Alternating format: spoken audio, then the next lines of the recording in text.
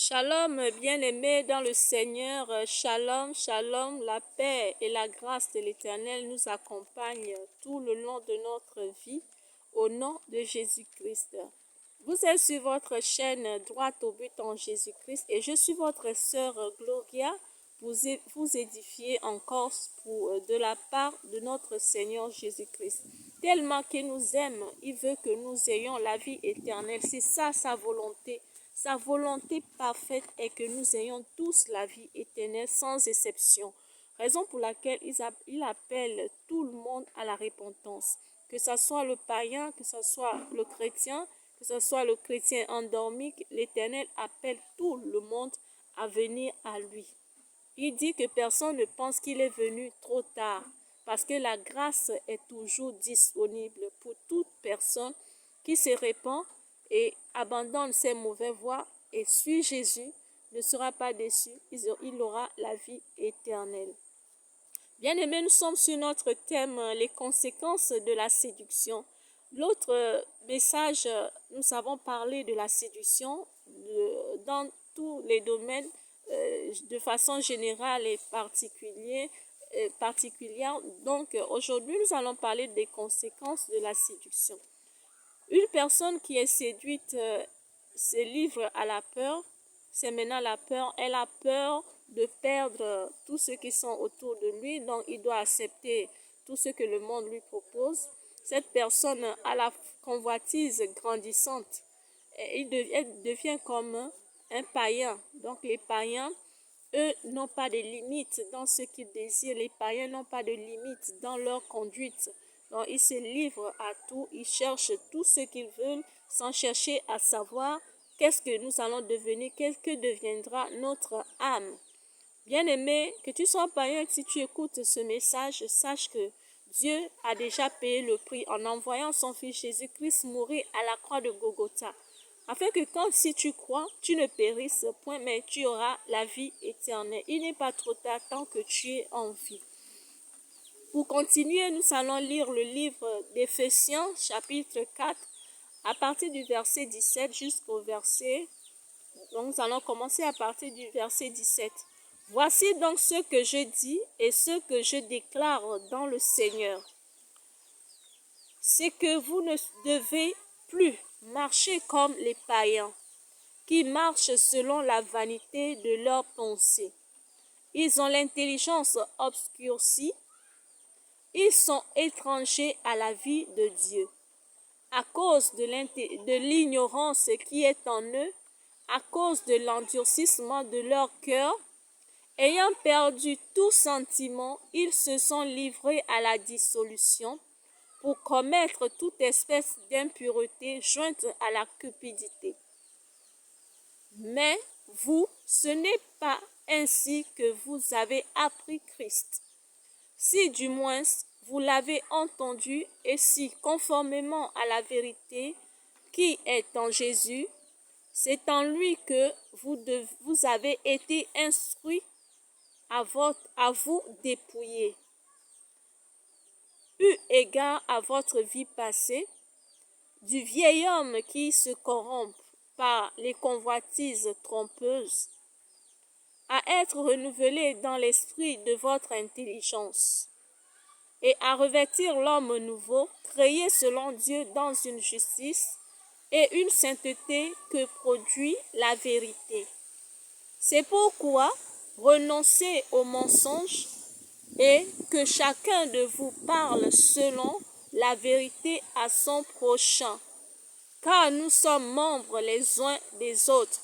Si vous vous mettez en colère, ne péchez point, que le soleil ne se couche pas sur votre colère, et ne donnez pas assez au diable. Alléluia. La Bible dit dans le verset 28 que celui qui dérobait ne dérobe plus, mais plutôt qu'il travaille en faisant de ses mains ce qui est bien, pour avoir de quoi donner à celui qui est dans le besoin. Bien-aimés dans le Seigneur, nous avons parlé de la convoitise dans la première partie de notre thème, les conséquences de la séduction. Donc, quand une personne est séduite, Cette personne n'a plus confiance en Dieu.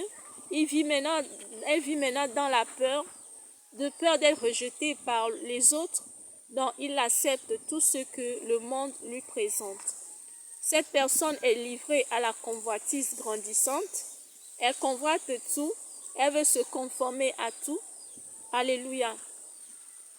Donc, nous avons parlé la dernière fois de la race. Nous avons la race noire, la race blanche. Nous avons, disons, les Africains et les Occidentaux. Donc, les Africains, en grande partie, convoitent la vie des Occidentaux, c'est-à-dire l'apparence des Occidentaux. Les Africains ne sont pas créés de naissance avec les longs cheveux du cou. Rare de voir les Africains naissent avec les longs cheveux lisses. Étant donné que nous n'avons pas je peux dire, ces longs cheveux comme les blancs, comme les asiatiques, nous avons convoité leur apparence.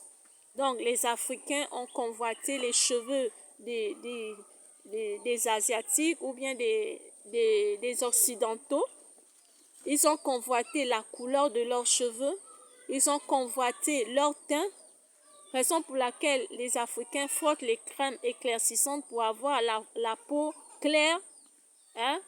Il y en a qui injectent les produits pour ressembler aux métis ou bien pour ressembler aux blancs. Donc, nous convoitons tout. Bien aimé, vous allez voir que chez nous, en Afrique, la plupart des gens convoitent même jusqu'à la femme de leur prochain. Ils convoitent la maison de leur prochain. Raison pour laquelle certains hommes pourraient reprocher à leur femme, tu ne vois pas la femme de tel, tu ne vois pas la femme de tel. La femme aussi va dire, tu ne vois pas le mari de tel. Donc, nous convoitons tout. Nous convoitons tout de nos prochains. Tu ne vois pas la femme de tel. Tu dis, tu convoites la femme, tu ne vois pas la femme de tel parce que la femme de l'autre, de Kojo, a les fesses. Hein, le derrière là-bas, oh, c'est pas facile à regarder.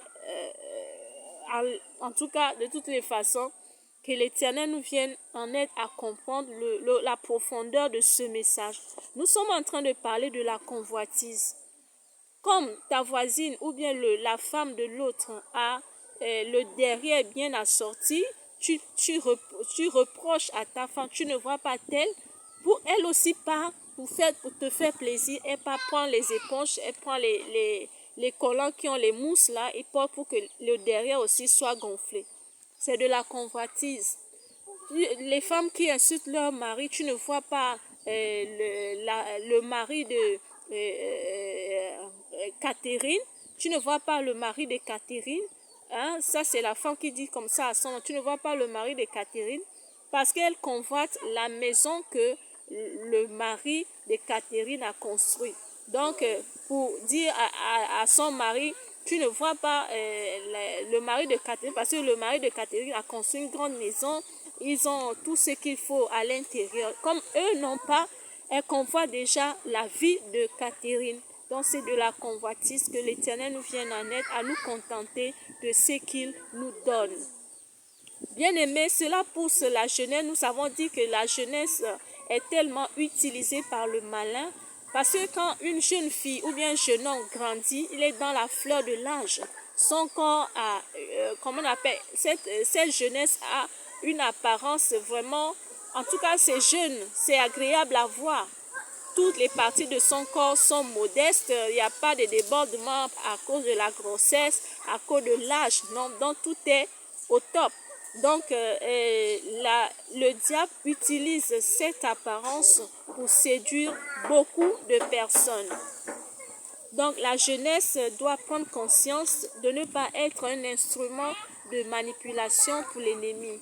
La jeunesse doit prendre conscience de ne pas être utilisée par le malin pour faire tomber beaucoup de monde. Nous allons le constater sur les réseaux sociaux. Oui, beaucoup de jeunes gens se livrent, ils exposent leur corps pour pouvoir attirer les regards. Par là, parce que tu veux montrer que tu es belle, chose que tu n'as pas fait toi-même. C'est Dieu qui t'a créé belle. Au lieu d'être reconnaissant envers l'Éternel pour dire Seigneur, merci de m'avoir créé belle, Merci pour la corpulence que tu m'as donnée. Merci de m'avoir créé tel que je suis. Non, on pas exposé ce corps. Au lieu de le garder jalousement pour l'homme que Dieu aurait destiné pour nous, la jeunesse prend ce corps pour exposer sur les réseaux sociaux ou bien partout dans la ville avec des habillements qui laissent à désirer.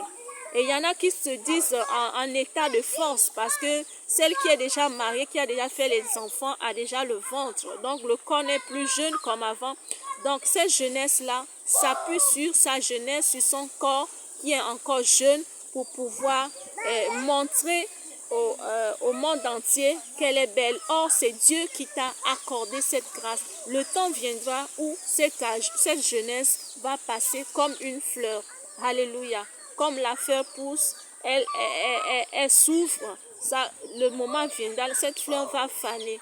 Donc, au lieu de se concentrer et trouver et se soumettre à Dieu pour que Dieu puisse faire sa volonté pendant cette période, elle gaspille cette jeunesse-là, elle gaspille cette potentialité que Dieu les a accordée dans la séduction. Et le diable utilise leur action pour faire tomber des personnes au maximum. Et par conséquent, cette jeunesse sort de là, de la jeunesse, avec les ruptures, avec les déceptions, avec des maladies, avec la destinée détournée. Alléluia. C'est pendant que tu es jeune que tu dois te concentrer en l'Éternel pour qu'il puisse te donner des directives afin de ne pas dérouter ta destinée. Tu dois être dans la volonté de Dieu qui est l'obéissance, la pudeur, la consécration à Dieu afin qu'il puisse se glorifier dans ta vie, bien-aimée. Jeunes gens, ressaisis-toi, protège-toi, couvre-toi dignement pour la gloire de Dieu au nom de Jésus-Christ. Donc, beaucoup de jeunes aujourd'hui, après avoir été utilisés par le malin, tombent malades. Il y en a qui tombent malades par des maladies sexuellement transmissibles, par des différents types de maladies. Beaucoup perdent leurs cheveux parce qu'avec leur jeunesse, ils ajoutent encore, ils font des ajouts, crème, ils ajoutent pour être à l'excès, pour rentrer dans l'excès, pour ressembler à tel artiste, pour ressembler à telle personne. Elles ajoutent, que ce soit les cheveux, les crèmes, les vernis et tout ce qui sont associés, tous les insustantiles de Jézabel, elles s'approprient de cela pour pouvoir séduire davantage, sans savoir qu'elles sont utilisées par le malin. Le malin et rusé ne viendra pas à toi que non, bien-aimé, oh non, ma fille, oh, fais ceci, fais cela. Il viendra toujours par la ruse. Toi-même, tu vas penser que tu es en train de montrer que tu es belle. Or, cette beauté n'est pas à toi. Cette beauté est pour l'Éternel, pour sa gloire. Parce qu'il a des plans pour toi. Il a des projets magnifiques pour ta vie, pour ta destinée. Raison pour laquelle